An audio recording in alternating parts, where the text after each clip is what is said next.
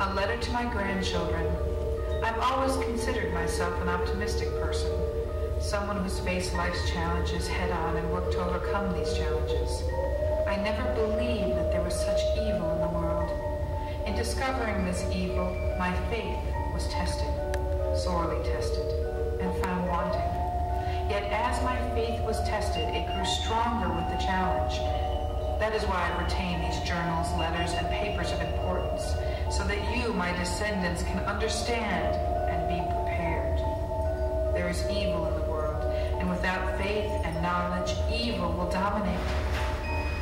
My story begins when I was a young girl. Much like all young girls, I spoke only of pleasurable things in life. My friendships were strong. Lucy, how I've missed you throughout the years. 9 May. My dearest Lucy, forgive my long delay in writing, but I've been simply overwhelmed with work. The life of an assistant schoolmistress is sometimes trying. I'm longing to be with you, and by the sea, where we can talk together freely and build our castles in the air. I've been working very hard lately, because I want to keep up with Jonathan's studies, and I've been practicing shorthand very assiduously. When we are married, I shall be able to be useful to Jonathan. He and I sometimes write letters in shorthand, and he is keeping a stenographic journal of his travels abroad. When I am with you, I shall keep a diary in the same way. I do not suppose there will be much of interest to other people, but it is not intended for them. I've just had a few hurried lines from Jonathan from Transylvania. He is well, and will be returning in about a week. I am longing to hear all his news. It must be nice to see strange countries. I wonder if I mean Jonathan and I, shall ever see them together. There is the 10 o'clock bell ringing. Goodbye, your loving Mina. P.S. Tell me all the news when you write. You have not told me anything for a long time. I hear rumors, especially of a tall, handsome, curly-haired man. Oh.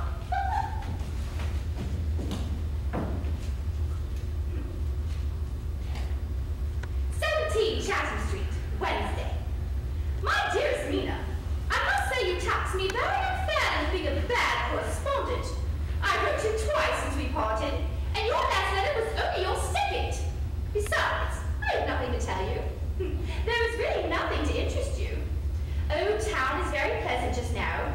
We go a great deal to picture galleries and for walks and rides in a park. As for the tall, curly-haired man, someone has evidently been telling tales. That was Mr. Holmwood. He comes here to see us often, and he and Mother get on very well together. Oh, we met some time ago a man that would just do for you, if you weren't already engaged to Jonathan. He is an excellent catch, being handsome, well off, and of good birth. He's a doctor, very clever. Just fancy. He is only 9 and 20, and has an immense lunatic asylum all under his own care. Mr. Holmwood introduced him to me. He called here to see me, and comes often now. Do you ever try to read your own face?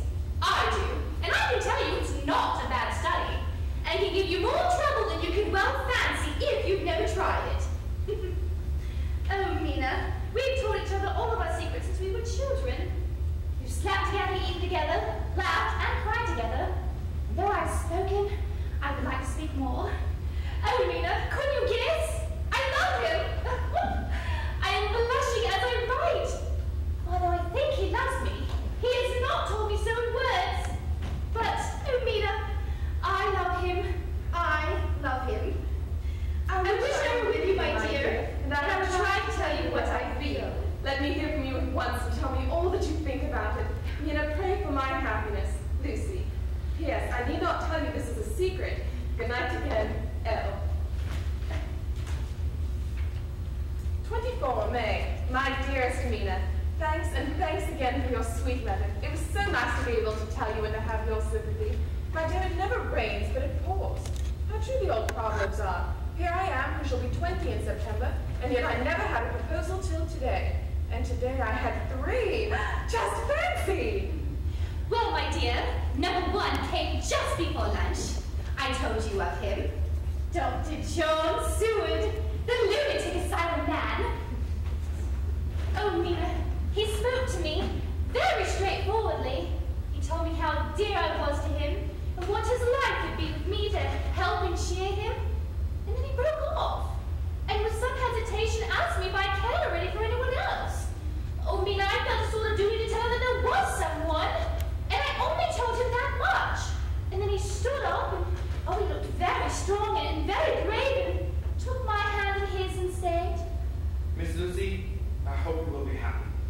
if you ever want a friend, you must count me one of your very best. Oh, Mina, dear, I can't help crying. And you must excuse his letter being all blotted.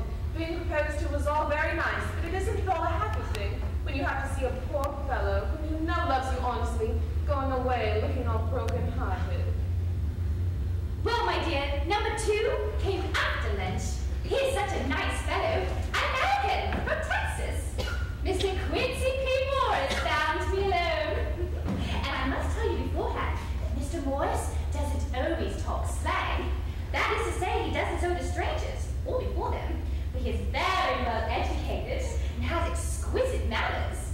But he found out that it amused me to hear him talk American slang. And whenever I was present, and there was no one to be shocked, he said such funny things. Well, Mr. Wallace sat down beside me, looking as happy and jolly as he could. But I could still understand that he was very nervous, for he took my hand in his and said, ever so sweetly, Miss Lucy, I know I ain't good enough to regulate the fixings of your little shoes, but do you think we could hitch up together and ride down the long road driving a double harness?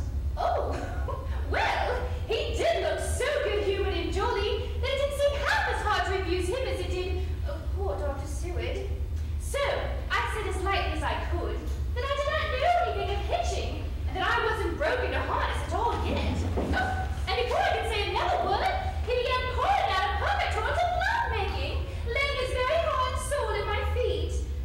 But he must have seen something in my face which checked him, for he suddenly stopped and said, Miss Lucy, you're an honest-hearted girl, I know. I should not be speaking to you here as I am if I do not believe you clean grit through to the very depths of your soul. Tell me, one good fellow to another, is there anyone else that you care for? And if there is, I'll not trouble you a hair's breadth about it again, but will be, if you let me, a very faithful friend. oh, yes, there is someone I love, though he hasn't told me that he even loves me. How it's right to be so frank with him. Quite a light came into his face as he held out his hands to take mine. Oh, I think I put mine into his, and he said in a hearty way, That's my brave girl. It's better to be late for a chance of winning you than on time for any other girl on the planet. Oh, don't cry. If it's for me, I'm a hard nut to crack and take it standing up. This other fellow, he better find his hat.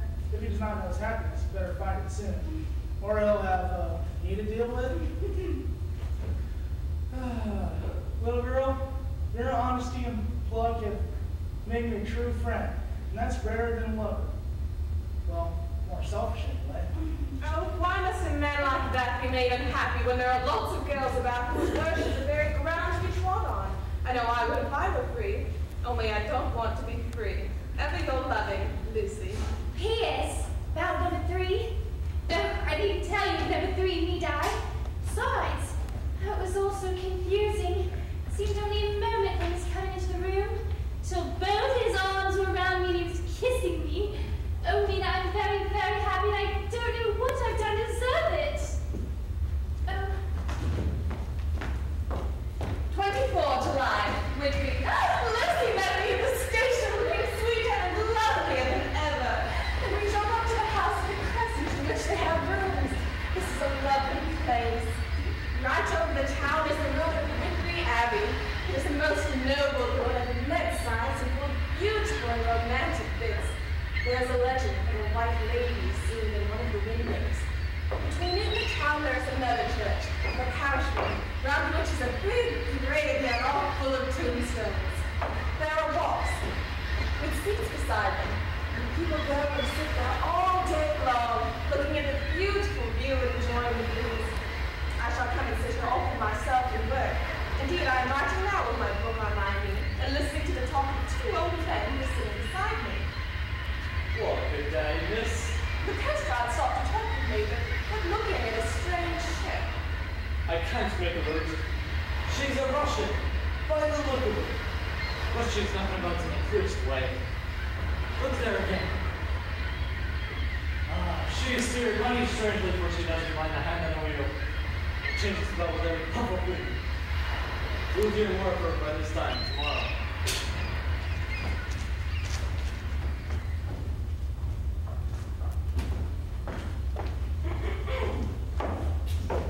The Daily Graph, 8 August. From a correspondent, Whitby.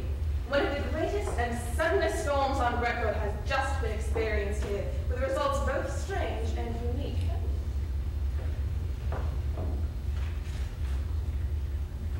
The only sail noticeable was a foreign schooner, with all sails set, which was seemingly going westwards.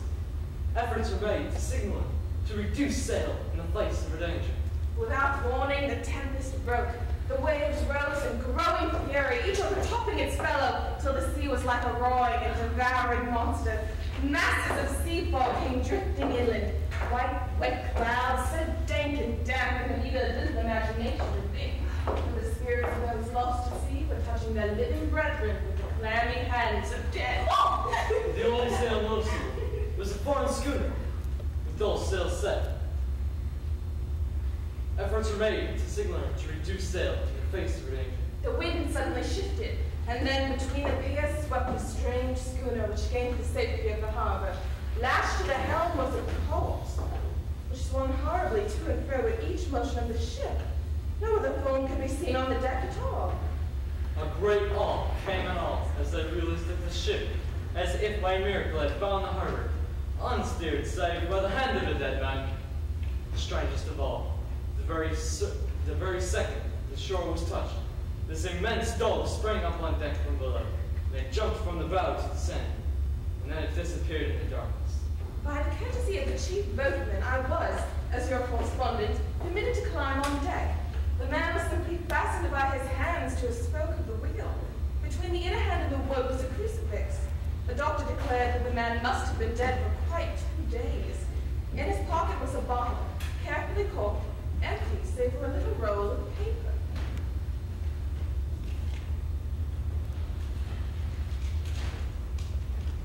Log off the meeting. Barnett to Whitby. Written 18 July.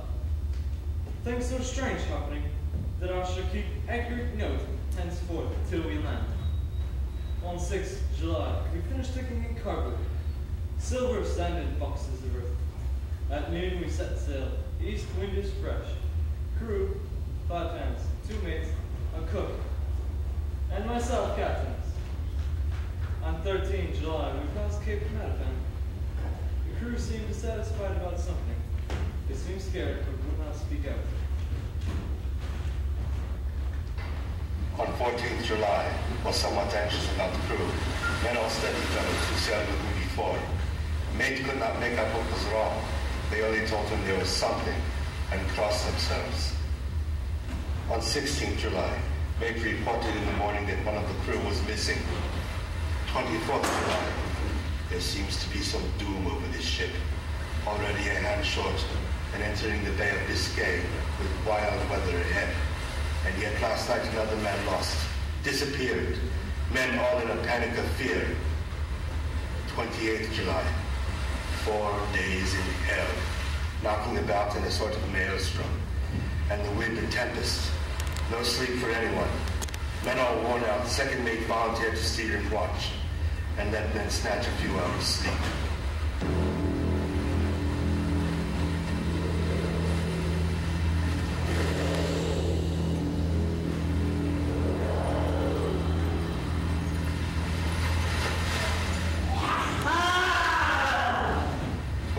July, another tragedy. When morning watch came on deck to find no one. Raised outcry, and all came on deck. Thorough search, but no one found. Are now without second mate, and crew in a panic. 1st of August, 2 days of fog, and not a sail sighted. We seem to be drifting to some terrible doom.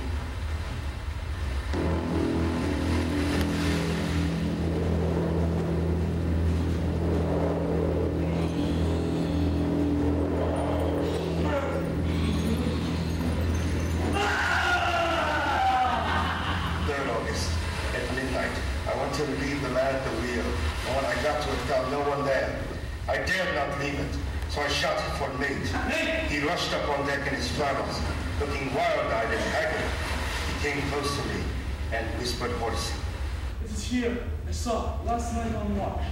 Like a man, tall, dark, thin. He was in the bath. I snuck up on him and gave him my knife. But the knife went through him. Like that. And as he spoke, he took the knife and drove it savagely into space. Look, it is here. I know. And I shall find it. If I have to open every box in the hole. With a warning look and his finger on his lip, he went below. I could not leave the helm. He is mad, stark standing mad, and it's no use my trying to stop him. Just as I hoped the mate would come up calmer, there came from the hatchway a sudden startled scream, which made my blood run cold. And up he shot on deck as a shot from a gun, a raging madman, his eyes rolling, his face convulsed with fear. Save me! Save me! He spoke and looked down on the blanket of fog. His heart turned to despair, and in a steady voice he said, I know the secret now.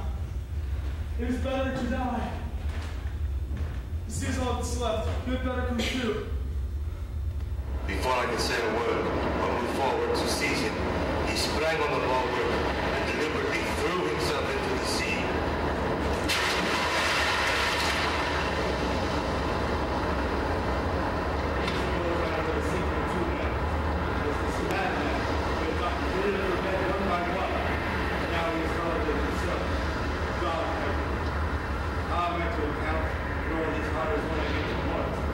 When I get to port, will that ever be?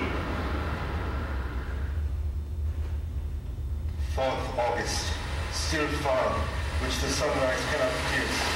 I dared not go below. I dared not leave the helm. So here all night I stayed, and in the dimness of the night, I saw it, him. God forgive me, but the mate was right to jump overboard. It was better to die like a sailor in blue water. But I am captain, and I must not leave my ship. But I shall baffle this fiend, but I shall tie my hands to the wheel, and along with them I shall tie that which it dare not touch. And then, come good wind or foul, I shall save my soul and my honor as a captain. The funeral of the poor sea captain today was most touching. Lucy and I went early to our own seats. Poor fellow was laid to rest in your seat. So the time came, we sold everything. I'm very concerned about Lucy. She is restless and uneasy all the time, and I cannot think that her dreaming at night is telling on her. There's an additional cause, and that poor Mr. Swales was found dead this morning on our very seat, his neck being broken. He'd evidently fallen back in some sort of fright. Oh dear old man.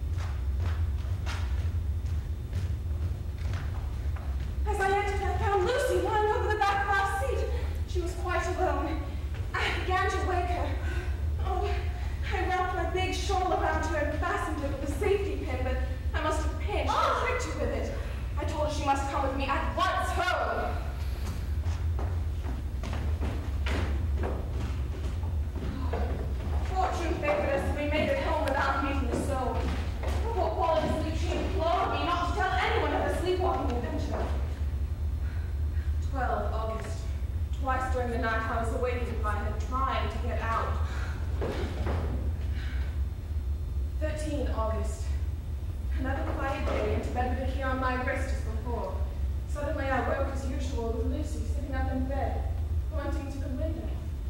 I got up and looked out. Between me and the moonlight flitted a great bat. It seemed me flitted away across the harbor towards the Abbey. When I came back to bed, Lucy was sleeping peacefully. 14 August.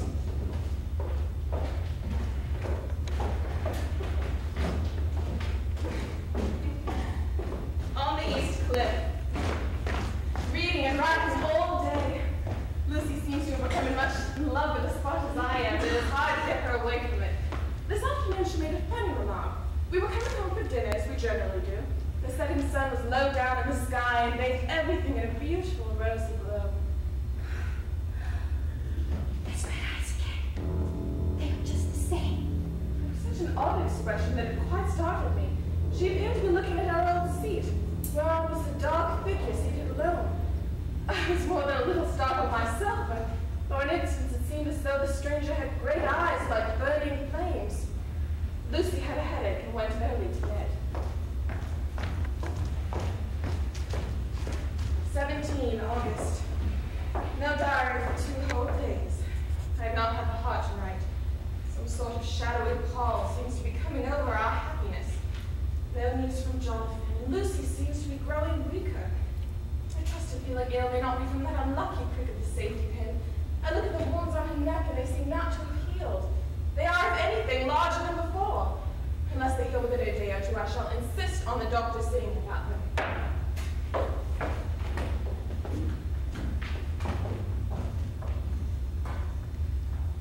18 August. I am happy today and right sitting on our favorite seat in the churchyard. Lucy is ever so much better. Last night she slept well all night and did not disturb me once. The roses seem coming back already to her cheeks. She is full of life and cheerfulness. She's just reminded me, as if I needed any reminding, of that night, as I was here on this very seat I found her asleep. My poor little feet didn't make much noise then. As she was in such a communicative humor, I asked her if she had dreamt at all that night. I didn't quite dream. It all seemed to be real. I really wanted to be in the spot. I don't know why. I remember, I suppose I was asleep, passing through the streets and over the bridge. Fish leaped as I went by, and I went over to look at it. I heard of dogs howling. It seemed as if the whole town full of dogs howling at once. I had a vague memory of something with red eyes, just like the ones we saw at the sunset, and a very sweet and very bitter feeling all around me at once. Then I seemed sinking into deep green water, and there was a singing in my ears. I felt my soul go out of my body and float about the air, and then came back and found you shaking me. I saw you do it before I felt you.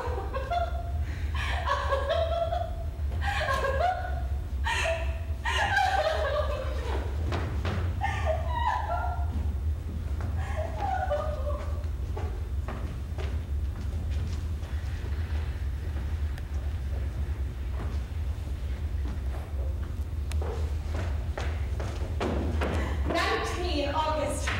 Joy, joy, joy. Although not all joy. At last, news of Jonathan. The dear fellow has been ill. That is why he did not write. Mr. Hawkins wrote me all the letter, and wrote himself, oh so kindly. I am to leave in the morning and bring him home. Mr. Hawkins says it would not be a bad thing if he and I were to be married out there. My journey is all mapped out and my luggage ready. I must write no more. I must keep it to say to Jonathan, my husband. Sister Agatha, Hospital of St. Joseph and St. Mary, Budapest, to Miss Wilhelmina Murray. Dear Madam, I write by desire of Mr. Jonathan Harker, who is himself not strong enough to write, though progressing well, thanks to God and St. Joseph and St. Mary. He has been under our care for nearly 6 weeks, suffering from a violent brain fever. Dear, 19 August. 19 August. I am happy today and write sitting out a favor seat in the churchyard. Lucy is ever so much better. Last night she slept well all night and did not disturb me once. Then came back and found you shaking me. I saw you do it before I felt you.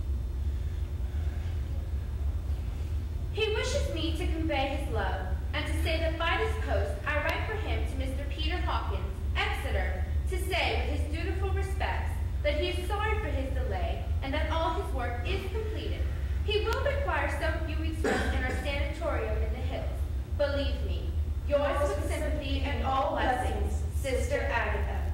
P.S. My patient being asleep, I open this to let you know something more. He has told me all about you and that you are shortly to be his wife. All blessings to you both. He's had some fearful shock, so says our doctor, and in his delirium his ravings have been dreadful. Of wolves and poison and blood, of ghosts and demons, and I fear to say of what. Be careful of him always, that there may be nothing to excite him of this kind for a long time to come. The traces of such an illness as his does not lightly die away. We should have written long ago, but we knew nothing of his friends and there was nothing on him, nothing that anyone could understand. He came in the train from Clausenburg, and the guard was told by the station master there that he rushed into the station and shouted for a ticket home. Seeing that he was English, they gave him a ticket for the furthest station on the way thither that the train had reached. Be assured that he is well cared for. He has won all our hearts by his sweetness and gentleness. He's truly getting on well, and I have no doubt in a few weeks he'll be all himself. But be careful of him, for heaven's sake. There are, I pray, God and St. Joseph and St. Mary, many, many happy years for you both. Budapest, 24 August. My dearest Lucy, I know you will be anxious to hear all that has happened since we parted at the railway station at Whitby. Well, my dear, I feel that I can hardly recall anything of the journey except that I knew I was coming to Jonathan. I found my dear one, oh, so thin and pale and weak-looking. He is only a wreck of himself, and he does not remember anything that has happened to him for a long time past. At least he wants me to believe so. He has had some terrible shock. When he woke, he asked me for his coat, as he wanted to get something from the pocket. It was his notebook. Well, I mean, you know, dear, my ideas of trust between husband and wife. There should be no secret, no concealment. I have had a great shock, and I try to think of what it is. I feel my head spin round, and I do not know if it was real, just the dreaming of a man. The secret is here, yet I do not want to know it. I want to take up my life here, without marriage. Here is the book. Take it and keep it. Read it if you must, but never let me know unless, indeed, some solemn duty shall come upon you to go back to those bitter hours recorded there. Lucy, the time has come and gone. I feel very solemn and very, very happy. Jonathan woke and all was ready. He answered his I will. Firmly and strong. I could hardly speak. Even those words seemed to choke me. Lucy, dear, do you know why I tell you all this? It is not only because it is all sweet to me, but because you have been and are very dear to me. Goodbye, my dear. I shall post this at once, and perhaps write you very soon again. I must stop, for Jonathan is waking. I must attend my husband. Your ever loving Mina Harker.